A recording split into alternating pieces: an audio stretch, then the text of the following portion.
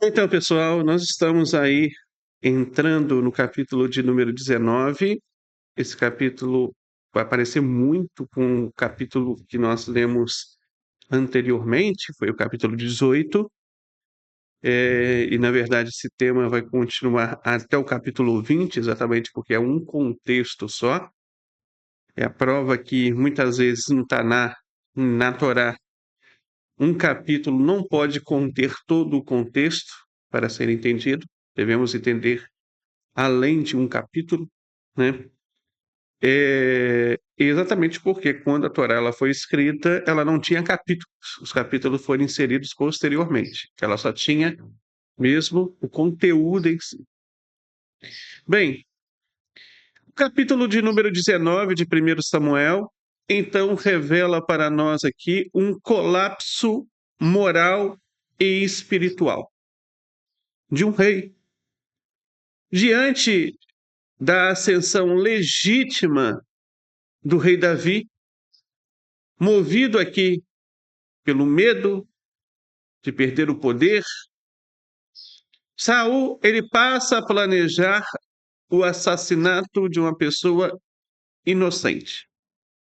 Alguém que jamais pecou contra ele e que também trouxe uma grande libertação para todo o povo de Israel, conforme nós vimos no versículo 4, versículo 5, relatando da vitória do mesmo perseguido aqui de salvar todo o reino de Israel do gigante Golias.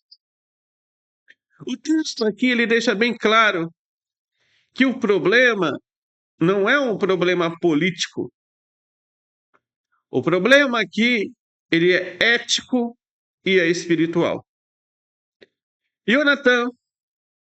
Jonatas, ele surge aqui como um contraponto a isso. Ele reconhece o bem, ele defende a justiça e ele tenta impedir o pecado de derramamento de sangue inocente. E a sua argumentação ela é baseada em fatos objetivos. Primeiro, Davi arriscou a própria vida. Segundo, Davi venceu os inimigos de Israel. Terceiro, Davi agiu corretamente. Essa é a argumentação de Jonatas. Então aqui o Tannares ele ensina que a lealdade a Deus e a justiça ela está acima da lealdade cega a autoridades humanas. Mesmo após jurar que não mataria Davi, Saul ele volta atrás. Urashi ele explica que o espírito mal de Deus aqui não significa uma maldade divina, mas a retirada da assistência espiritual, uma consequência direta da escolha contínua de Saul pelo pecado. O afastamento da presença divina que gera uma instabilidade, uma paranoia e uma violência, um princípio espiritual universal. Michal, ou Mical, como é traduzida geralmente nas traduções portuguesas, ao salvar Davi, ela utiliza os terafim como engano visual. Também não sei porque Mical teria um terafim, já que o terafim é um ídolo. Então, eu não sei por que ela teria na casa dele. Mas foi utilizado como princípio aqui para salvar uma vida. E, na leitura, o texto é claro. Ele não está legitimando a idolatria, mas está descrevendo apenas uma estratégia emergencial para preservar a vida.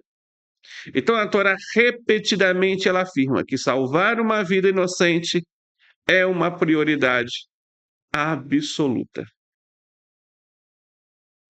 Reverberando aqui um princípio universal, encontrado em Bereshit, Gênesis, capítulo 9, no versículo 6.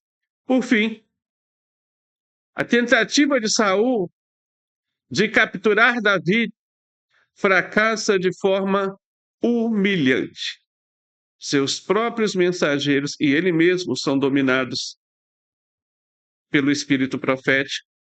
E o episódio vai culminando com uma pergunta aqui irônica: também Saul está entre os profetas?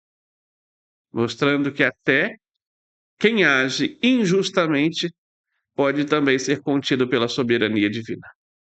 Ainda que isso, claro, não substitua um arrependimento genuíno. Bem, diante dessa leitura, desse capítulo, nós podemos afirmar que quando a autoridade se afasta da justiça e tenta derramar sangue inocente por medo, por inveja, por autopreservação, ela perde a assistência divina. Enquanto Deus preserva o justo, expõe a injustiça, ensinando que a verdadeira legitimidade ela está na fidelidade à vontade de Deus e não no poder humano. Então, primeiramente, a justiça ela não deriva do cargo, mas da submissão à vontade de Deus.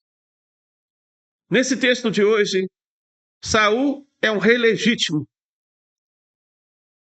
ungido pelo profeta legítimo de Deus, Samuel, e escolhido pelo próprio Deus. Contudo, em 1 Samuel capítulo 19, este mesmo rei Saul, ele ordena explicitamente a morte de Davi. A Torá demonstra aqui um princípio fundamental, que a autoridade sem justiça não é autoridade diante dos céus. E este princípio ele vai aparecer duas vezes. Vai aparecer outras, mas eu vou citar aqui duas. Primeiro, de uma fonte da Torá. Devarim, capítulo 16, versículo 19. Não torcerás o juízo. Depois, de uma fonte do Taná, Terrilim, capítulo 33, versículo 5. O Eterno ama a justiça. Urashi, ao longo de Samuel, ele deixa bem claro aqui que a realeza em Israel ela é condicionada à obediência moral. Quando Saul passa a agir movido pela inveja, movido pelo medo, ele não apenas está errando aqui no sentido político mesmo, no sentido governamental. Ele está rompendo um vínculo espiritual que sustenta o seu trono. O governo e o trono de um rei humano, ou de um governante, ou de um líder, ou de um presidente, não pode haver injustiça. O Midrash Rabbah sobre Samuel, ele vai ensinar que Deus, ele tolera falhas humanas, mas não sustenta uma liderança que derrama sangue inocente. E assim o texto ele estabelece que legitimidade não é hereditária. Legitimidade, ela não é institucional. A legitimidade é sempre ética e espiritual. Segundo, derramar sangue inocente rompe a proteção divina. Jonatas, ele articula aqui o argumento central do capítulo. Versículo 4, versículo 5. Davi não pecou. Seus atos foram bons. E matar um inocente é um pecado grave. Então aqui o texto está ecoando diretamente um dos fundamentos universais da Torá. Bereshit, capítulo 9, versículo 6. Quem derrama sangue humano, pelo humano seu sangue será derramado. Porque Deus fez o ser humano à sua imagem. Este versículo, ele é a base da proibição de assassinato para toda a humanidade. Saul, ao tentar matar Davi e fazer isso repetidas vezes, ele se coloca em oposição direta à ordem estabelecida desde os dias de Noé. Alahá, conforme Urambá, em Lihot Melahim, afirma que mesmo um rei, ele está sujeito à justiça divina. E que o derramamento de sangue inocente remove o status moral de um governante justo. Por isso, o texto de 1 Samuel, capítulo 19, versículo 9, vai dizer: E veio sobre Saul um espírito mau da parte de Deus.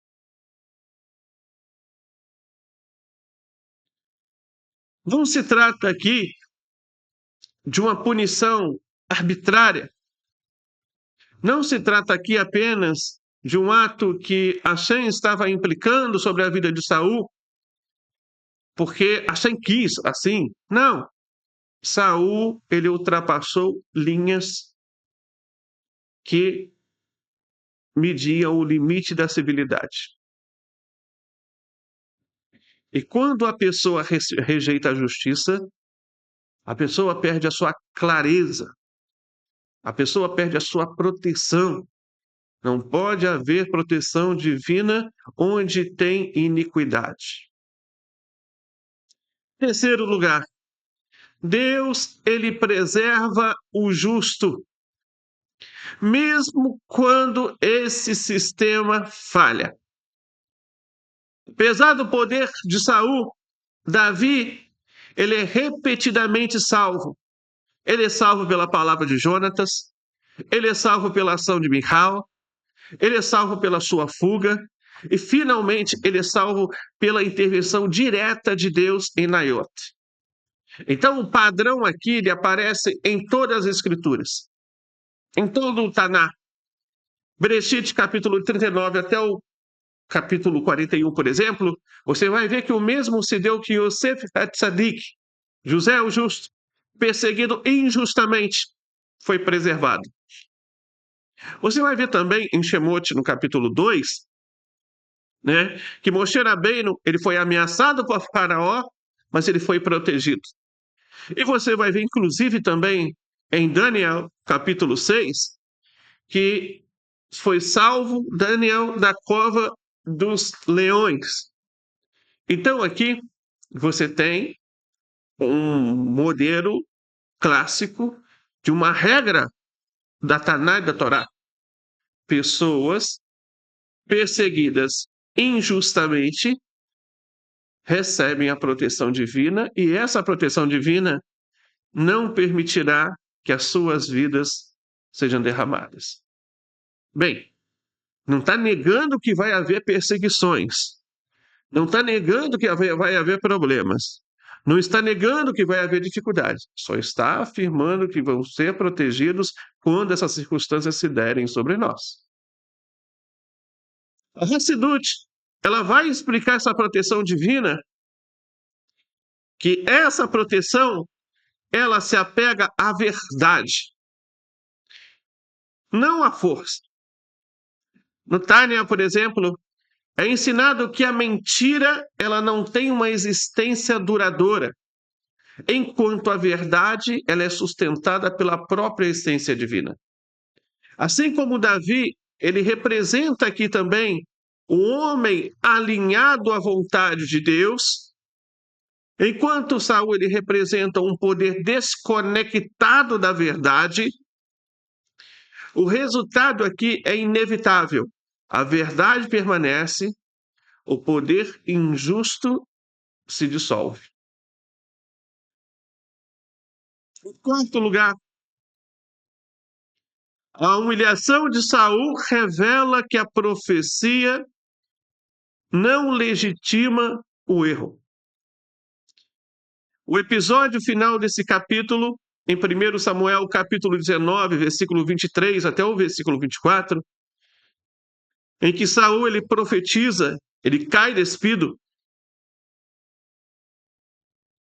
e não reabilita, pelo contrário, expõe isso.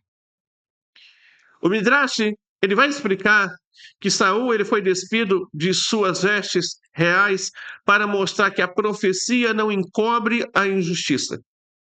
Urashi, ele vai observar que Saul ele vestiu roupa simples como um aluno, indicando aqui a perda da sua posição. E a pergunta do povo, acaso Saul está entre os profetas, torna-se aqui até mesmo irônica, porque a ideia é, o dom espiritual, ele não substitui a esse caráter moral. Já o Mussar, a ética judaica, ele vai ensinar que uma advertência bem severa sobre isso, que uma pessoa não pode falar palavras elevadas, orar, ensinar e ainda assim está profundamente errada em suas ações. Isso contradiz a justiça. Não pode haver uma vida dupla. Ou você é aquilo por dentro e por fora, ou você não é. Ou você é de fato aquilo que você espelha, e você de fato aquilo que está no seu interior, ou você não é. Então, a primeira coisa que nós aprendemos aqui deste texto de hoje é que a justiça, ela não é algo opcional nem relativo à posição social. Mesmo alguém investido da autoridade legítima, ela pode perder o seu valor moral diante de Deus quando ele passa a agir motivado pelo medo, motivado pela inveja, motivado pelo desejo de autopreservação. A Torá ela nos instrui que nenhuma função, nenhum título, nenhum poder autoriza a violência da justiça. Especialmente quando essa violência ela vai envolver um sangue inocente. O justo aqui, ele não é definido pelo cargo que ele ocupa, mas ele é definido pela fidelidade à verdade e a conexão com os mandamentos. Então, viver segundo as 7 leis universais não significa apenas você evitar crimes evidentes. É isso sim, mas é muito mais do que isso. É você cultivar uma consciência reta diante de Deus. É você rejeitar a violência, é você rejeitar a mentira, é você rejeitar a perseguição, mesmo quando estas parecem, melhor dizendo, convenientes ou até mesmo necessárias. A justiça ela começa quando a pessoa se recusa a fazer o mal, ainda que ela tenha poder para isso. Para nós entendermos um pouco sobre isso, vamos aqui ilustrar um pouco com uma história. Havia um juiz, e esse juiz era um juiz que era respeitado por todos. A palavra desse juiz resolvia as disputas. A palavra desse juiz protegia os fracos. A palavra desse juiz mantinha a ordem. Com o tempo, porém, esse juiz passou a temer perder a sua posição. E sempre que surgia alguém muito admirado pelo povo, esse juiz começava a ver aquilo como uma ameaça. Certo dia, um líder proeminente, um líder de bom caráter, um líder tido por todos como uma pessoa idônea, justa mesmo, ele foi falsamente acusado. O juiz sabia que esse homem era inocente, mas ele pensou: se eu o absolver, o povo confiará mais nele do que em mim. Então ele distorceu o julgamento e condenou esse inocente. A cidade, ela não caiu naquele dia. As leis continuaram existindo. Esse juiz permaneceu no cargo, Mas algo aqui mudou. As suas decisões perderam peso.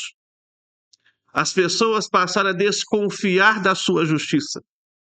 E o medo substituiu a sua confiança. O cargo aqui permaneceu, mas a autoridade aqui ela morreu. Assim também com Saul, o trono ainda estava de pé, mas a justiça já havia partido.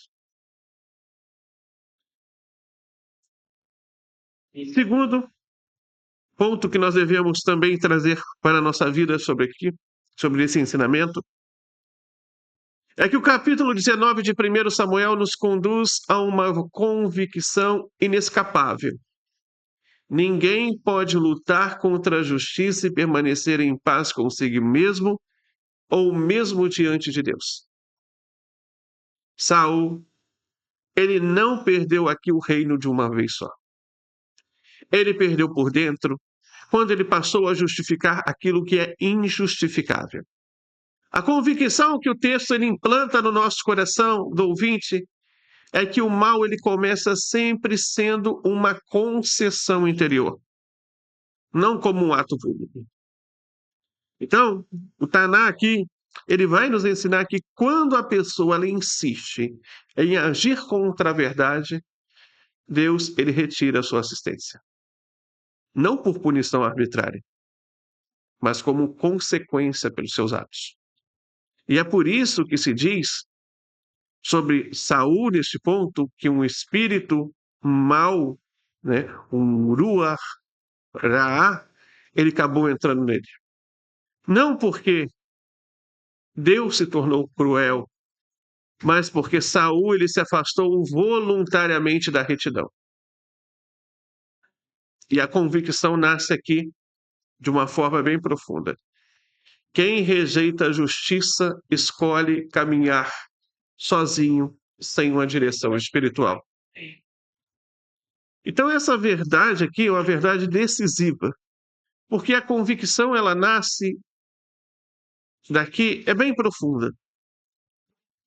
Essa verdade, ela nos mostra que as 7 leis universais, elas não são apenas normas sociais, por mais lógico que seja, tá?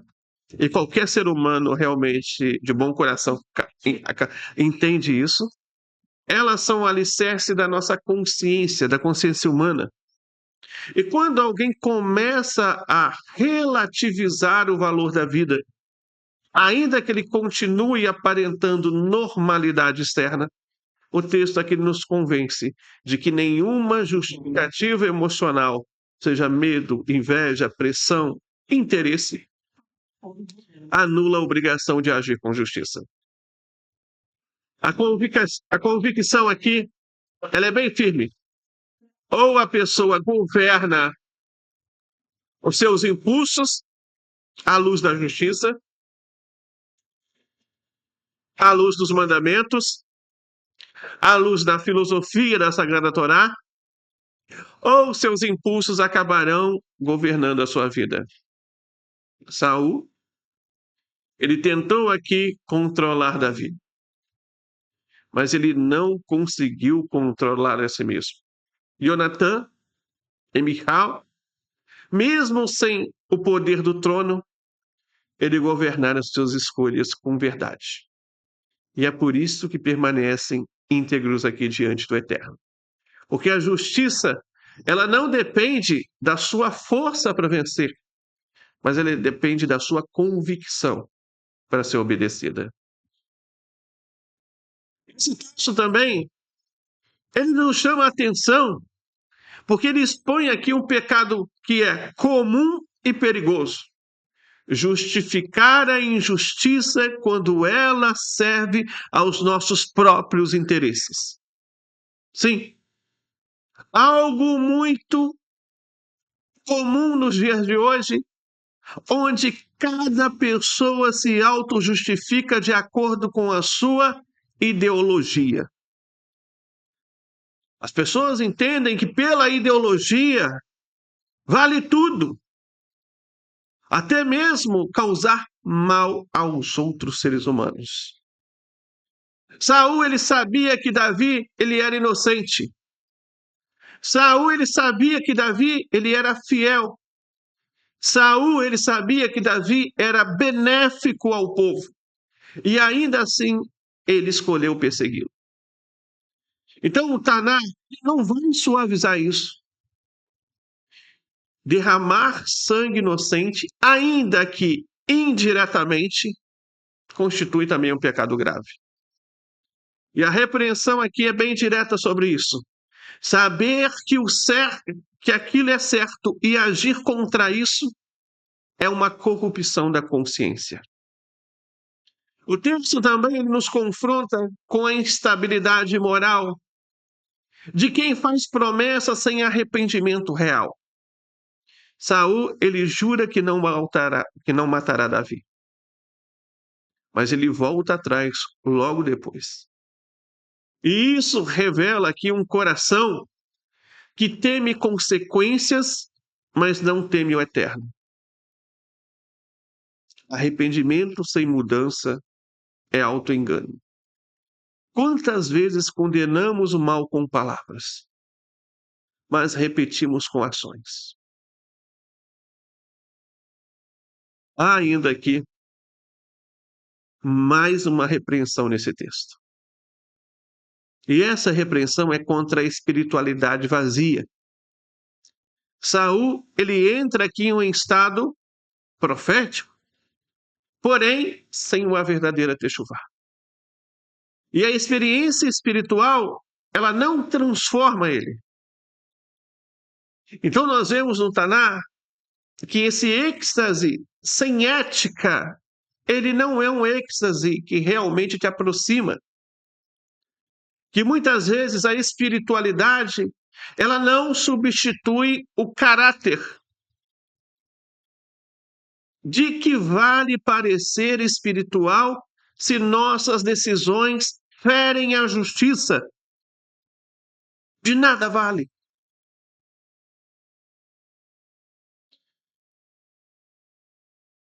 Mais do que isso, a ética das escrituras, a ética sagrada e a ética universal das 7 leis universais, ela é bem clara aqui. Não é permitido perseguir, difamar, oprimir ou desejar a queda da pessoa inocente por inveja. Não é aceitável usar nossa posição, nossa influência, nossa autoridade para escapar da responsabilidade dos nossos atos. Não há uma neutralidade diante da injustiça. Calar-se quando se pode impedir o mal é participar do mal. E aí cabe algumas perguntas. Será que temos defendido a vida, a verdade, a justiça, quando isso nos custa algo? Será que as nossas promessas, elas se confirmam nas nossas atitudes? Será que temos buscado mais o espiritual, o inalcançável, o oculto, do que a transformação ética na nossa vida real, no nosso dia a dia? A justiça, ela não cai de repente. A justiça, ela é abandonada muitas vezes aos poucos. E sempre que o coração prefere o interesse próprio ao caminho da verdade.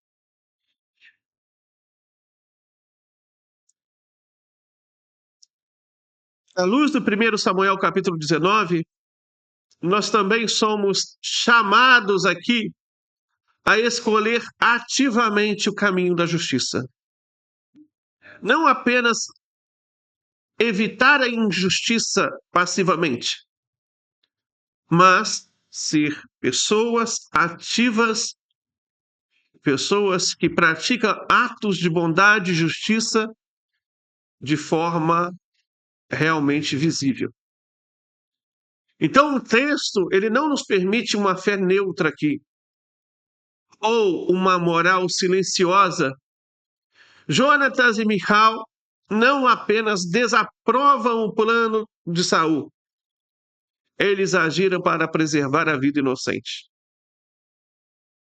Quem teme ao Eterno transforma sua convicção em atitude. Não existe um outro caminho para o temor.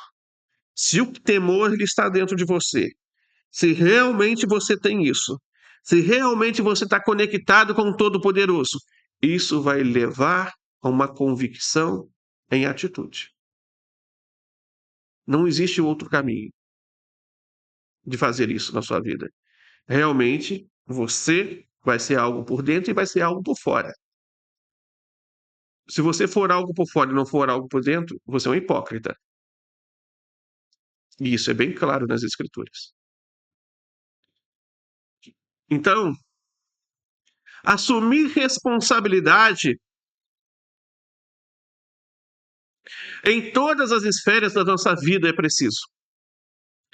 Não basta aqui somente não matar. É preciso proteger a vida. Não basta você somente não mentir. É preciso você defender a verdade. Não basta apenas rejeitar a injustiça na teoria. É preciso e necessário interrompê-la quando ela se manifesta.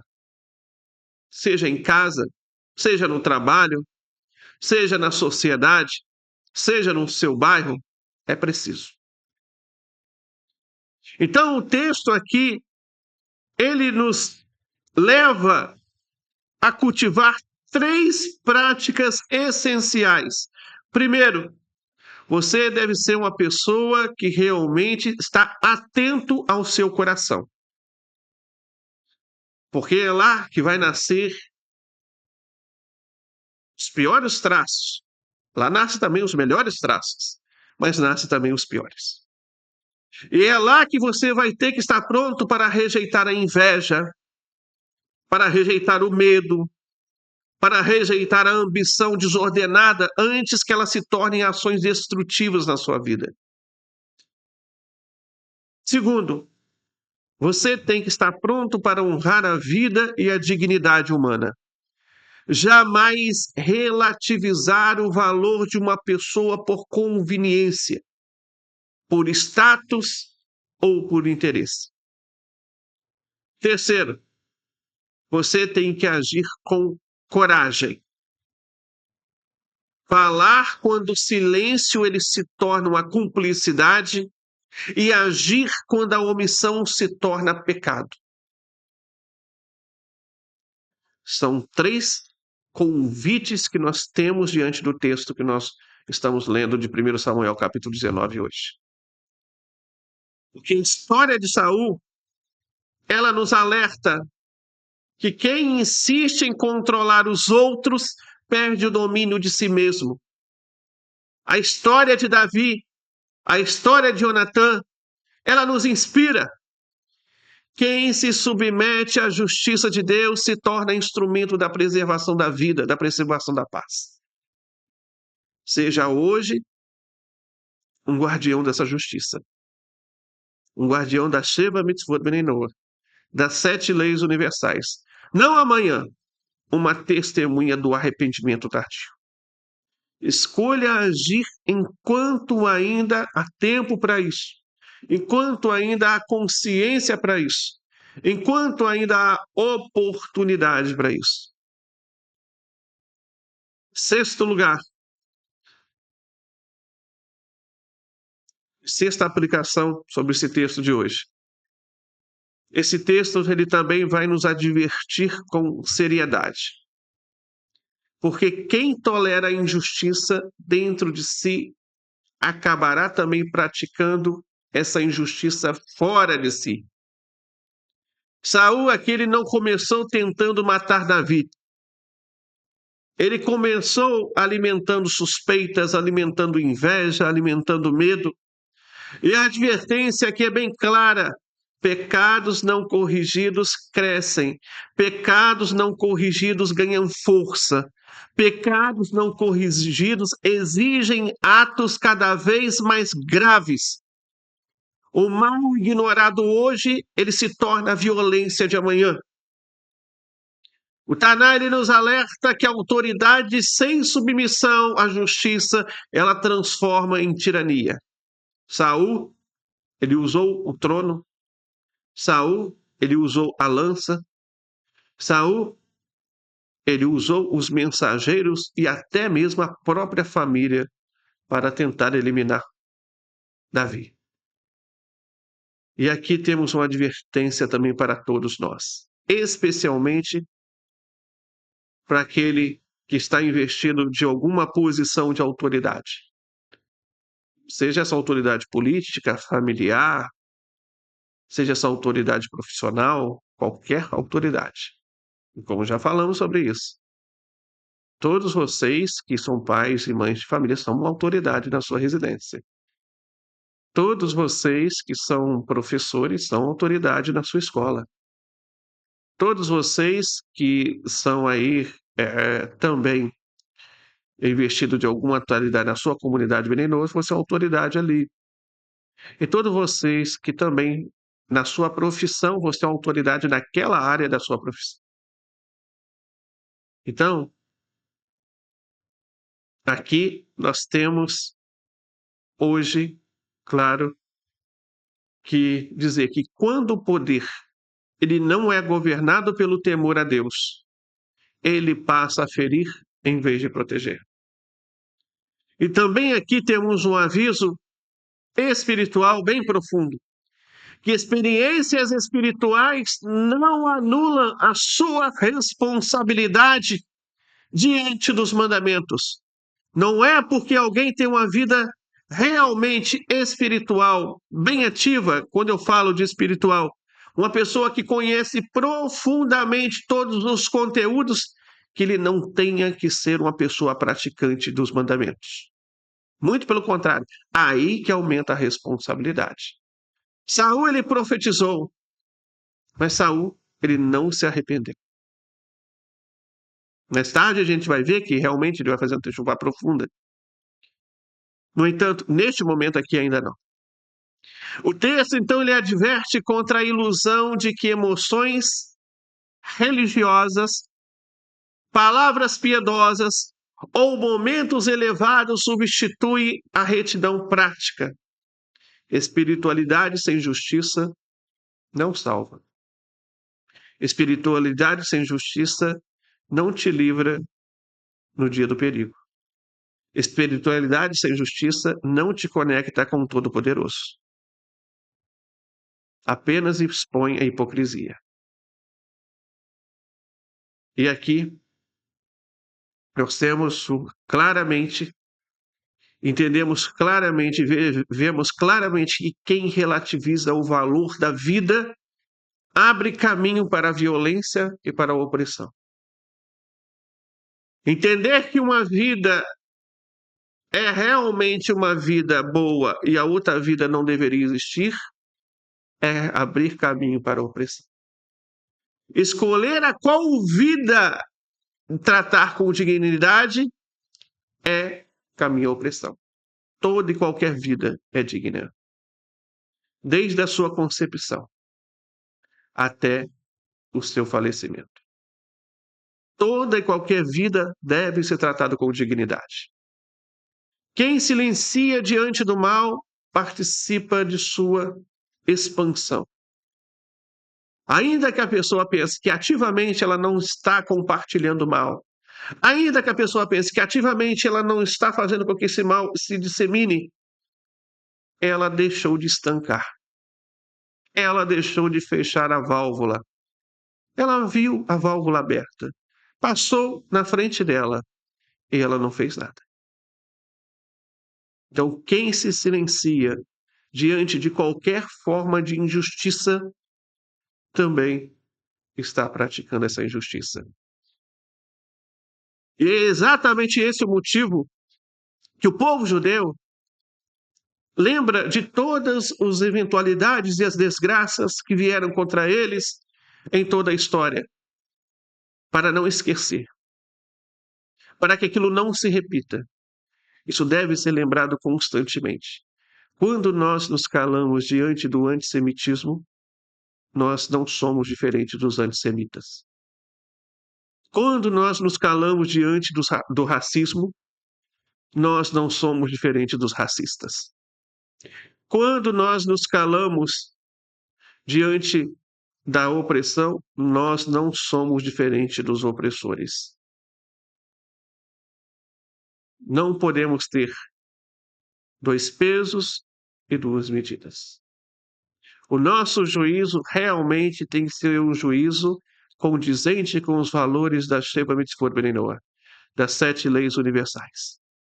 E para isso não podemos nos calar. Quem usa desculpas emocionais para justificar a injustiça endurece o coração. E endurecer o coração pode custar muito, já diria o faraó na nossa paraxá. Então aqui nós temos uma advertência que deve ecoar nas nossas consciências. Ninguém cai de repente. Cai por não ouvir. Cai por rejeitar os alertas enquanto havia tempo. Quem rejeita a correção hoje enfrentará consequências amanhã. Esse texto também de 1 Samuel, capítulo 19, ele nos chama a olhar para dentro de nós. Não é para julgar Saul. Saul, independente de ter feito tudo isso, ele conseguiu superar tudo isso. Ele morreu como um tzadik completo, inclusive. Muitas vezes, sacrificando a sua própria vida pelo bem do povo de Israel. No campo de batalha, ele morreu. Mas para examinar os nossos próprios corações, é que isso está escrito aqui. A Torá, ela foi dada ao povo judeu, e a Sheva Mitzvot Beninoah, as 7 leis universais, a nós, para apontar para nós onde devemos corrigir as nossas vidas, onde devemos melhorar como seres humanos. E 1 Samuel capítulo 19, ele propõe aqui algo profundo, silencioso e inevitável. Onde estamos agindo por justiça? E onde estamos sendo governados pelo medo, pela inveja ou pelo orgulho? Esse primeiro exame é sobre as nossas motivações. Saul não odiava Davi por seus atos, mas por aquilo que ele representava. Quando alguém cresce, prospera ou é reconhecido, isso desperta em você alegria ou ameaça? Como que você vê o sucesso do seu próximo? Você enxerga o sucesso do seu próximo como, olha, aquilo era para ser meu? Ou você enxerga o sucesso do seu próximo, estou feliz por ele? A Escritura, ela ensina que o coração, que não é um coração vigilante, ele se transforma em uma insegurança pelo pecado. O segundo exame de hoje é sobre nossas ações e omissões. Jonatas agiu para salvar uma vida. Nesse texto, Saul agiu para destruir. Você tem usado suas palavras. Você tem usado sua influência. Você tem usado sua oportunidade para proteger ou para ferir. O seu silêncio tem sido prudência ou covardia? Cabe aqui também fazermos um terceiro exame sobre a coerência espiritual. Saul, ele jurou, mas ele não mudou. Ele profetizou. No entanto, aqui a gente não viu um arrependimento genuíno. A pergunta que pesa aqui hoje: A sua espiritualidade tem produzido transformação e uma transformação ética real na sua vida? Ou você está usando sua linguagem, entre aspas, religiosa para encobrir suas decisões injustas? Então, esse exame é essencial para nós. Temos honrado a vida em pensamentos, em palavras, em atitudes?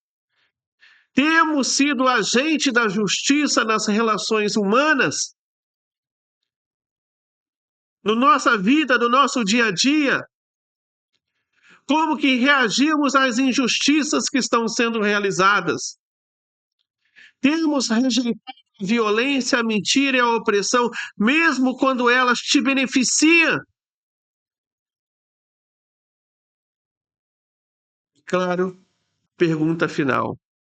Se hoje o Eterno examinasse as suas decisões, você estaria mais próximo de Jonatas ou de Saul?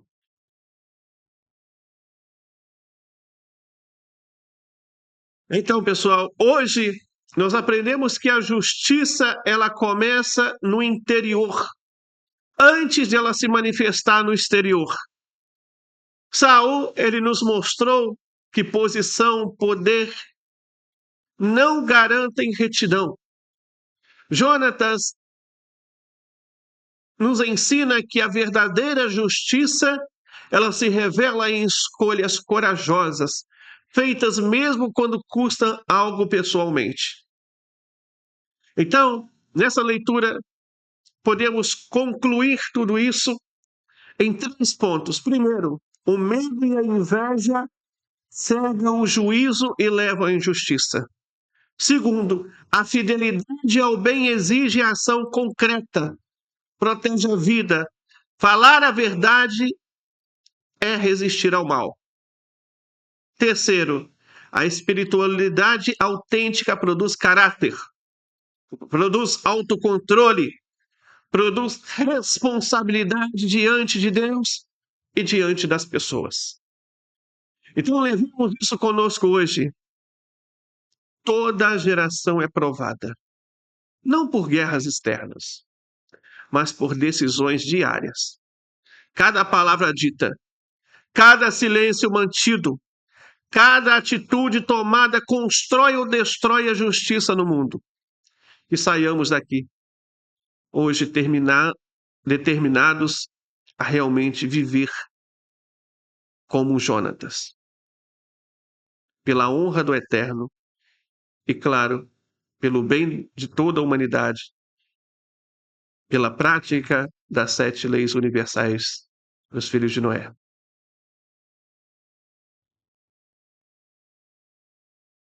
Vamos falar um pouquinho com a Shem neste momento.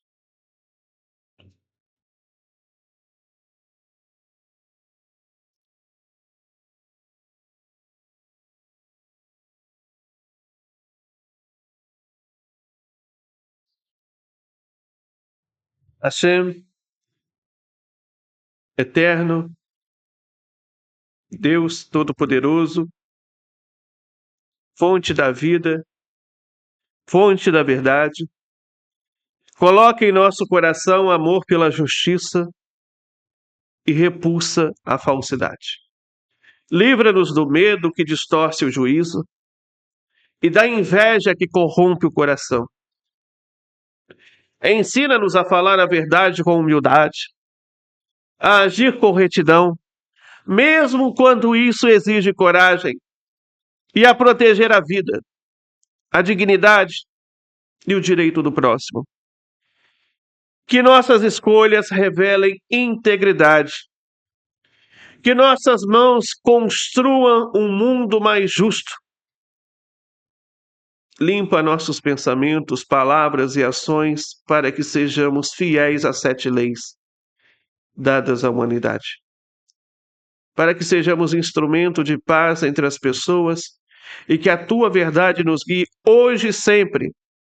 E que por meio de nós, claro, o teu nome sempre seja honrado por meio do nosso procedimento,